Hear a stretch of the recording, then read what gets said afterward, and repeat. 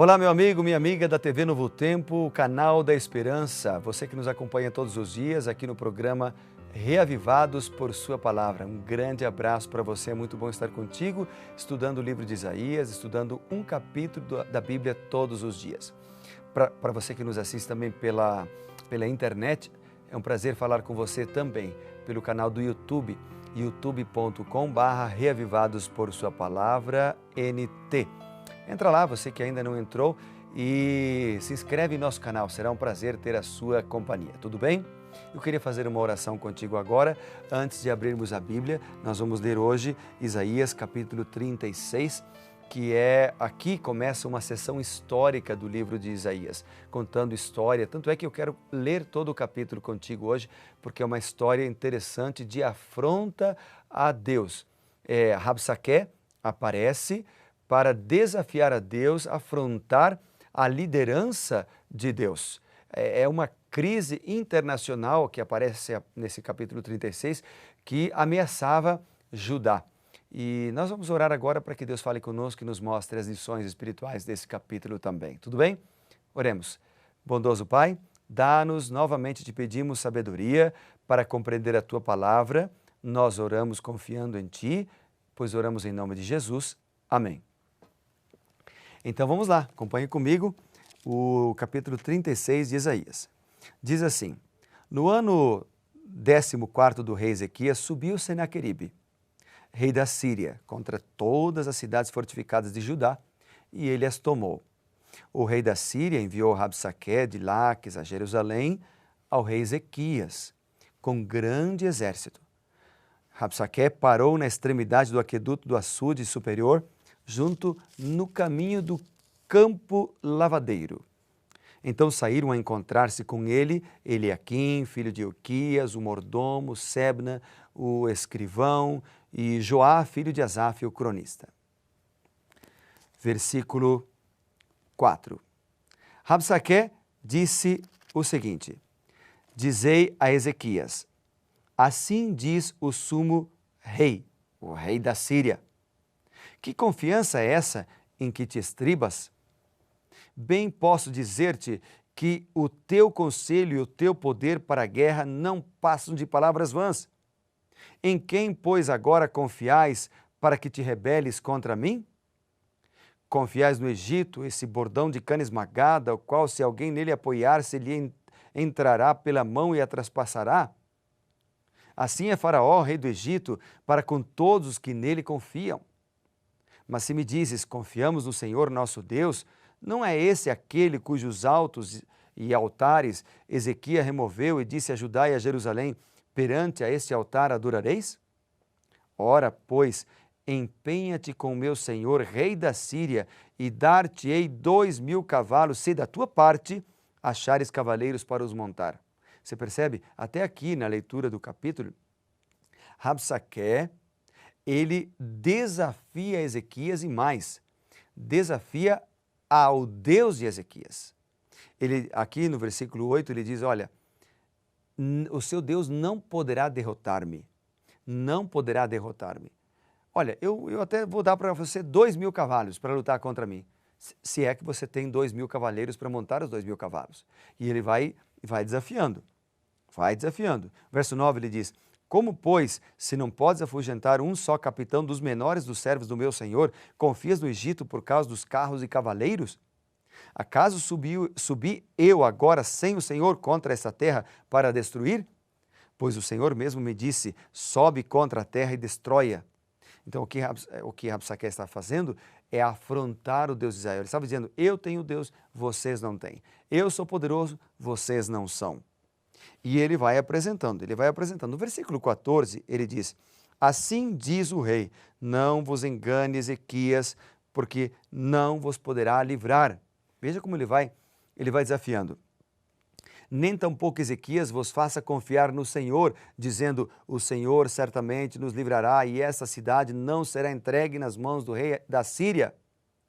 Não deis ouvido a Ezequias, porque assim diz o rei da Síria, fazeis as pazes comigo, vinde para mim e comei cada um da sua própria vide, da sua própria figueira, e bebei cada um da água da sua própria cisterna, até que eu venha e vos leve para uma terra como a vossa, terra de cereal, terra de vinho, terra de pão, terra de vinhas. Não vos engane Ezequias, dizendo, o Senhor nos livrará. Acaso os deuses das nações livraram cada um a sua terra das mãos do rei da Síria? Onde estão os deuses de Ramate? Onde estão os deuses de Arpade? Onde estão os deuses de Sefarvaim? Acaso livraram eles Samaria das minhas mãos?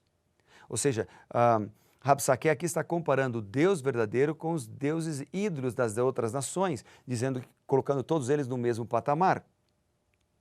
E aí, como resultado, o versículo 21 diz que eles se calaram, não responderam nada, voltaram para Ezequias, explicaram para Ezequias o que estava acontecendo, e Ezequias ficou muito preocupado, rasgou suas vestes, enfim, entristeceu-se com aquela situação. Claro que amanhã, no capítulo 37, a história continua. Mas hoje, ao ler o capítulo 36, eu aprendi algumas lições. E eu quero destacar duas para você aqui. A primeira delas é a lição das inverdades. Ou seja, no grande conflito, Satanás ainda hoje lança inverdades sobre o caráter de Deus. Por exemplo, algumas inverdades sobre o caráter de Deus. De que Deus é tirano, de que Deus não se importa conosco, de que Deus é mau, de que Deus existe, mas está muito distante, não se importa com seres humanos. Outra inverdade, de que Deus não existe. Alguns até dizem que Deus é o autor do mal. Todas essas inverdades, muitas vezes, são lançadas sobre Deus por não cristãos ou até por ateus, etc. Mas, às vezes, nós cristãos também falamos inverdades sobre Deus. Por exemplo, se nós falarmos que se eu aceitar Jesus, eu vou ficar rico, ou se eu aceitar Jesus, eu nunca mais vou ter problemas. É uma inverdade. A Bíblia nunca falou isso. Jesus disse, no mundo tereis aflições, mas tenha um bom ânimo, eu venci o mundo, eu vou estar contigo no meio das aflições, te dando paz, conforto e descanso, vou te dar ajuda no meio das aflições. Então, se nós, que somos cristãos, agimos de maneira corrupta ou desonesta ou infiel, nós também estamos lançando inverdades sobre o nome de Deus. Você já ouviu falar alguém dizendo assim, olha lá, aquele que é cristão, como ele pode estar fazendo essas coisas? É porque nós carregamos o nome de cristãos e devemos honrar esse nome, ok? Outra coisa que eu aprendi aqui no capítulo 36 é o seguinte, é que nós não podemos largar da mão de Deus. Quando nós largamos da mão de Deus, nós somos susceptíveis de cairmos em tentação. Percebe que ele aqui começa a afrontar o Deus de Israel, o Deus verdadeiro, para tentar desestruturar o povo de Deus, colocar medo neles, para que eles caiam na tentação do desânimo. Há um texto que me lembrei ao ler Isaías 36, escrito por Ellen White, no livro Ciência do Bom Viver, onde ela diz assim, o motivo por que tantos são abandonados a si mesmos em lugares de tentação é não terem o Senhor constantemente diante dos seus olhos. Quando permitimos que a nossa comunhão com Deus seja quebrada, nós ficamos sem defesa. Todos os bons objetivos, todas as boas intenções que tenhais, não vos tornarão aptos para resistir o mal, para resistir à provação. Deveis, aí ela conclui dizendo, deveis ser homens e mulheres de oração. Vossas petições, ou seja, vossas orações, não devem ser débeis, ocasionais, apressadas, mas fervorosas, perseverantes e constantes. Para orar, aí ela diz, não é necessário que estejais sempre prostrados de joelhos. Cultivai o hábito de falar com o Salvador quando a sós, quando estáis caminhando, quando ocupados nos trabalhos diários, que o vosso coração se eleve sempre em silêncio, pedindo auxílio, luz, força e conhecimento. Cada respiração seja uma oração. Que lindo texto esse, não é mesmo? Que lindo texto. E só assim nós poderemos vencer os insultos de Satanás, que eu poderia identificar aqui Rabsaque como Satanás, que insulta a Deus, que traz a tentação para nós, que tenta nos desanimar. Mas se nós estivermos seguros em Deus, nós poderemos vencer. Uma outra lição que destaquei aqui é a lição do desafio. Deus foi desafiado, né? Ou seja, a questão era bem clara aqui nos versículos 14 e 15, principalmente. Lealdade a Deus ou lealdade ao rei assírio? Havia somente dois caminhos. E a resposta dos líderes nesse momento foi o silêncio. Há um outro texto que eu gostaria de ler do livro Maranata, que diz assim: há ocasiões em que o silêncio é eloquência. Devemos revelar a paciência, a bondade, a longanimidade que nos tornam dignos de ser chamados filhos e filhas de Deus. Silêncio é eloquência. Devemos confiar em Deus, crer em Deus e contar com Deus e seguir as pegadas de Deus.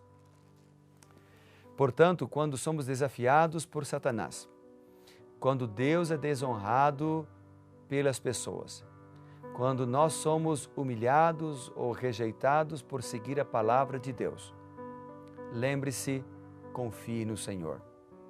Silêncio é eloquência. Não revide no mesmo tom. Não fale na mesma altura ou critique as pessoas ou brigue com as pessoas que talvez não tenham conhecimento da palavra de Deus como você está tendo. Apenas ore. Fique em silêncio e ore pelas pessoas. E isso fará a diferença. Jesus fez isso. Ele ficou em silêncio quando foi condenado e orou. Falando em oração, então, eu quero orar por você agora, para que você seja abençoado por Deus, hoje e sempre. Bondoso Pai, bondoso Senhor, colocamos em Tuas mãos a nossa vida. Colocamos em Tuas mãos a nossa vida cristã, nossos desafios, nossos sonhos, nossas metas, tudo que temos e somos. Cuida de nós, cuida de Teus filhos e ajuda-nos, ó Deus, a sermos homens e mulheres fiéis. Que a nossa comunhão contigo não seja quebrada nunca.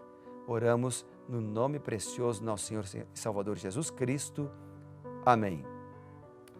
Foi muito bom estar com você, meu amigo, mais uma vez estudando a palavra de Deus. Que Deus te abençoe. Lembre-se, seja reavivado por sua palavra.